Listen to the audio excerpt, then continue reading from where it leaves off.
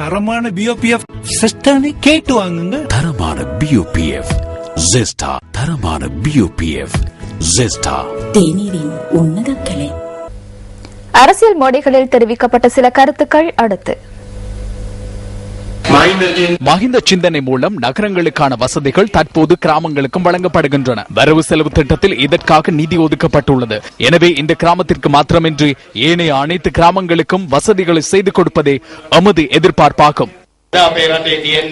இன்று எமது நாட்டில் புத்தி சுவாதீனமற்ற சிந்தனை புத்தகம் ஒன்றே உள்ளது. 6 வருடங்களுக்கு முன்னர் நீங்கள் 17,000 ரூபாய் வருடாந்தம் வரி செலுத்தினீர்கள். நீங்கள் கொள்வனவு செய்கின்ற சீனி, கொத்தமல்லி போன்ற அனைத்திற்கும் தற்போது வரி செலுத்துகிறீர்கள். அவ்வாறு வருடாந்தம் தற்போது 42,000 ரூபாய் வரியாக செலுத்துகிறீர்கள். எனவே புத்தி சுவாதீனமற்ற சிந்தனையினால் வருடாந்தம் 25,000 ரூபாவை மேலதிகமாக செலுத்த வேண்டி ஏற்பட்டுள்ளது. அதிக வாக்குகளை வெற்றிலை சின்னத்திற்கு வழங்குவது உங்கள் அனைவரதும் பொறுப்பாகும். எனவே இந்த தேர்தல் உங்களுக்கும் உங்கள் பிள்ளைகளுக்கும் அதே போன்று தாய் நாட்டின் பாதுகாப்பிற்கும் மிக முக்கியமானது. எனவே நன்கு சிந்தித்து இந்த சந்தர்ப்பத்தில் செயற்பட வேண்டும்.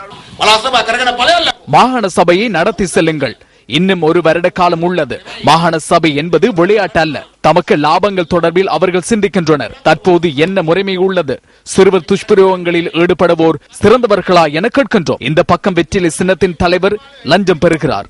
எனவே இவ்வாறானவர்கள் சிறந்தவர்களா என்று கேட்கின்றோம்.